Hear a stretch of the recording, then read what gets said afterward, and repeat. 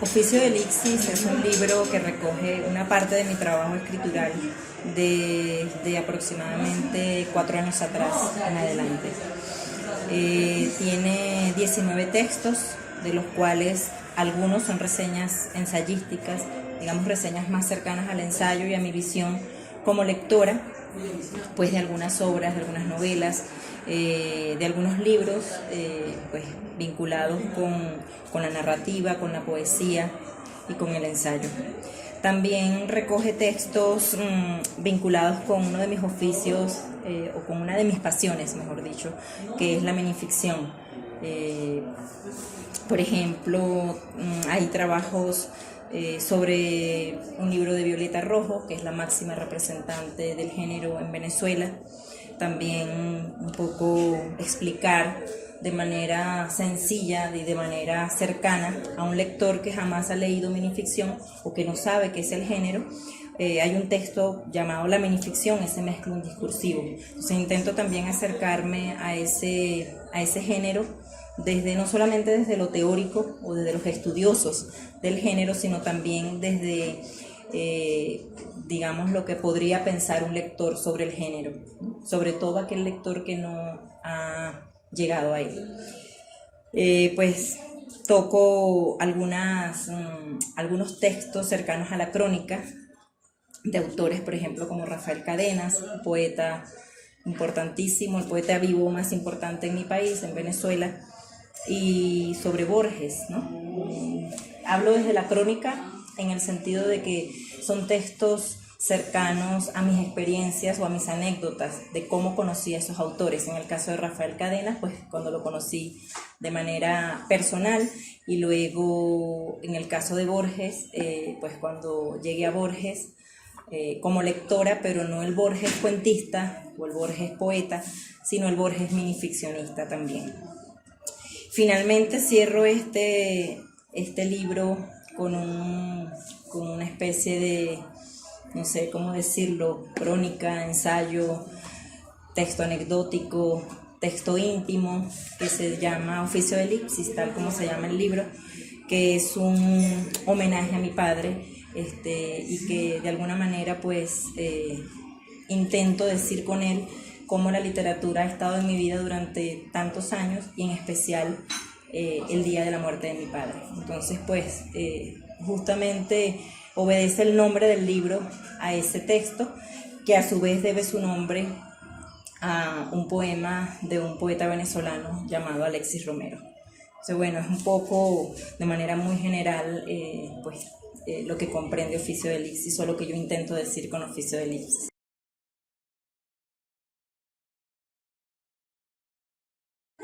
La minificción para mí es un género. Sé que hay autores estudiosos que no lo consideran así, pero pues lo interesante justamente de esta modalidad narrativa, si se le quiere decir de alguna forma, o de esta modalidad literaria, es precisamente que cada uno de los que estudiamos la minificción podemos de alguna manera, o tenemos la libertad también de darle nuestras propias opiniones acerca de lo que el género pueda contener o lo que pueda expresar, ¿no? En este sentido, pues debo decir, por supuesto, que entro a este mundo de lo breve o de lo brevísimo. Primero porque lo breve siempre me ha llamado poderosamente la atención. He sido pues lectora de poesía, de cuentos, de novelas, pero confieso que siempre lo breve ha sido para mí un punto muy importante, no como autora, sino como lectora, porque creo que esa condensación extrema que tiene la minificción, que la tiene el cuento, pero que aún es mucho más extrema en la minificción, hay que trabajarla muchísimo, y es contrario a lo que muchos piensan, que por ser muy breve es más fácil, es algo más ligero, más light. Pues creo que están muy equivocados, porque justamente esa condensación exige un trabajo lingüístico importante por parte del autor.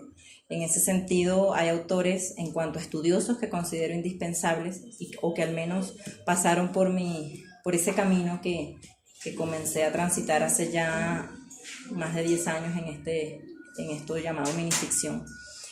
Por ejemplo, por supuesto, de entrada menciono a Violeta Rojo, que es la máxima representante del género en mi país, en Venezuela.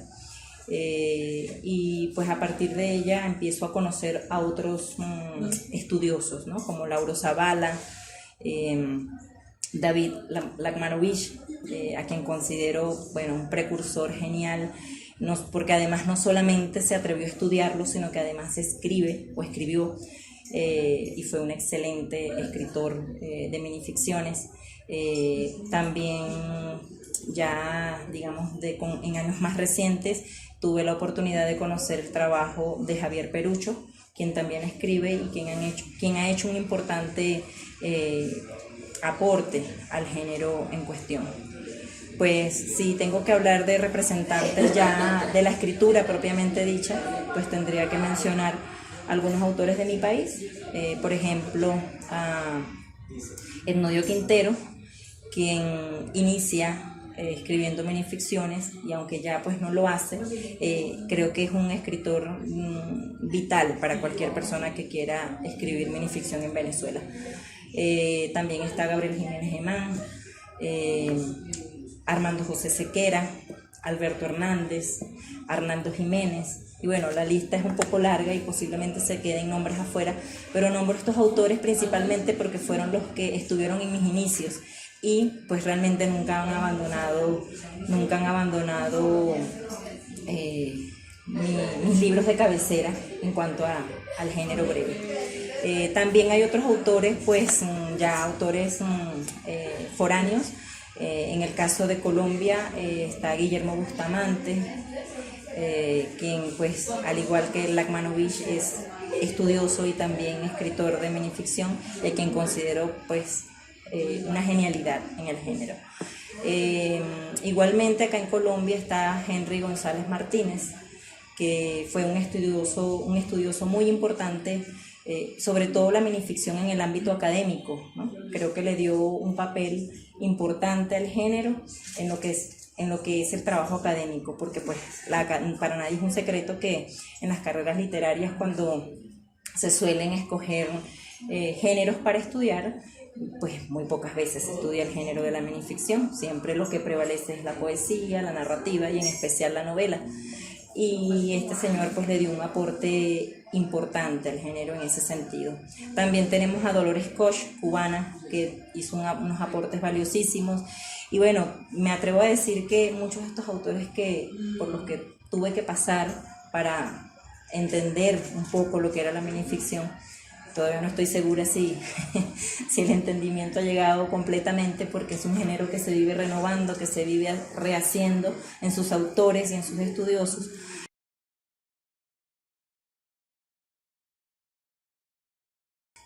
Lo transgenérico en Oficio de Elipsis está dado precisamente por esa variedad de textos o de géneros que están presentes en esos ensayos, reseñas, especie de crónicas que hice a lo largo de ese oficio de la escritura durante estos últimos años.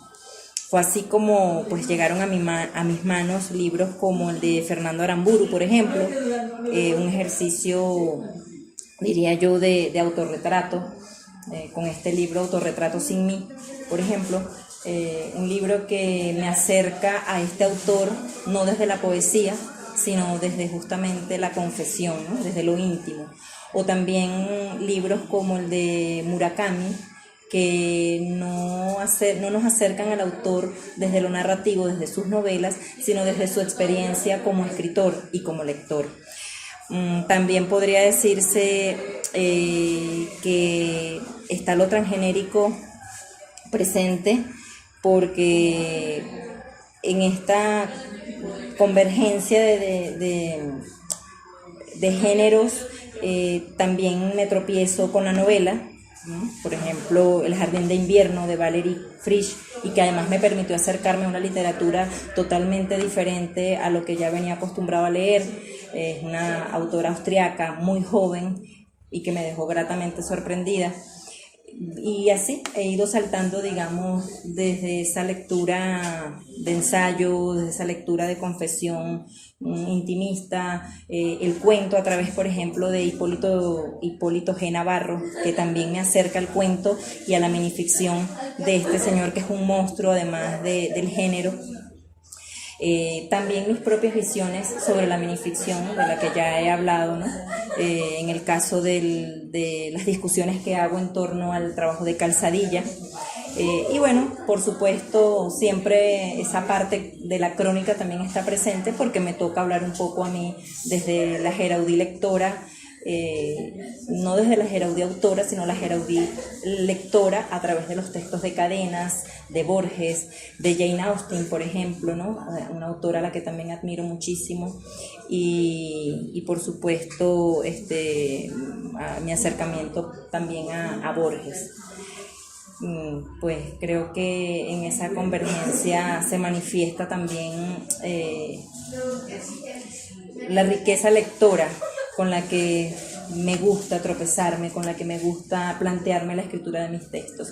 No, por supuesto tengo mis preferencias lectoras como cualquier persona, pero creo que soy bastante democrática a la hora de escribir sobre un autor, sin mirar si es o no es de uno determinado género.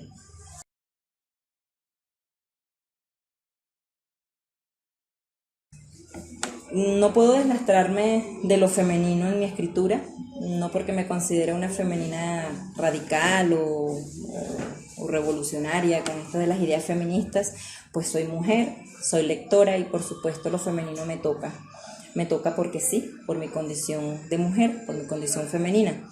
En este sentido, pues este libro también tiene sus matices en ese tema, a través del texto, por ejemplo, de la novela de Herminia Luque, Amar tanta belleza, una novela histórica que nos acerca muchísimo al papel de la mujer como escritora en una época sumamente difícil para cualquier mujer en cualquier área de su vida, pero especialmente en la escritura.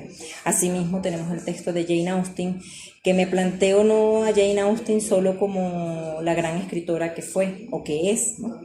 Sino también a la Jane Austen que hace maromas para poder sentarse a escribir en la mesa del comedor de su casa, con un poco de gente pasando a su alrededor, y sin embargo ella crea su propia habitación, tal vez no física, pero sí mental, para poder concebir sus novelas, en una época donde además la escritura era un oficio destinado principalmente a hombres y no era, digamos, muy importante desde la visión femenina.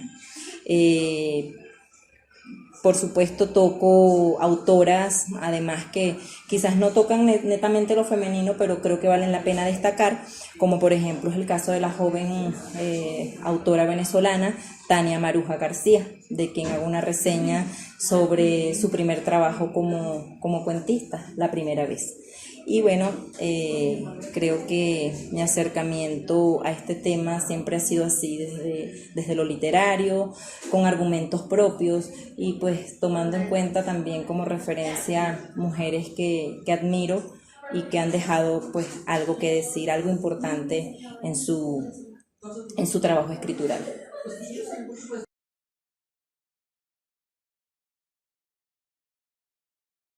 El Taller Blanco Ediciones nace en Valencia, Estado Carabobo, Venezuela, hace aproximadamente unos 4 años, pues de la mano o junto a Néstor Mendoza, poeta y ensayista, también venezolano, y se hace ya una idea fija, se hace un proyecto vivo acá en Bogotá, junto a la mano de Cristian Garzón. Pues del Taller Blanco Ediciones puedo decir que se ha convertido en mi pasión, porque me ha permitido pasarme al otro lado, digamos, de este trabajo literario, que es el trabajo editorial, el trabajo de edición. Y en ese sentido pues nace el Taller Blanco con 3 colecciones: Voz Aislada, Poesía, Comarca Mínima, Narrativa Breve, y Escolios, prosa no ficción. Oficio de Elixis sale justamente en la colección Escolios, y en mi particular responsabilidad con la editorial, pues está la principal, la de Comarca Mínima, ¿no? Manejar o coordinar pues principalmente la colección de Comarca Mínima, pues obviamente por mi acercamiento al género breve. Debe su nombre al gran Eugenio Montejo, es un homenaje de alguna manera a nuestro autor venezolano Eugenio Montejo, con su estupendo libro de ensayos y ensayo además con ese nombre, justamente, El Taller Blanco. Entonces, pues, creo que esta editorial nace también para abrir un espacio a voces venezolanas, a voces colombianas, y no solamente a los consagrados, sino también a esas nuevas voces que posiblemente a veces cuesta conseguir un espacio para publicar, y que el Taller Blanco ofrece de alguna forma también un espacio para ello.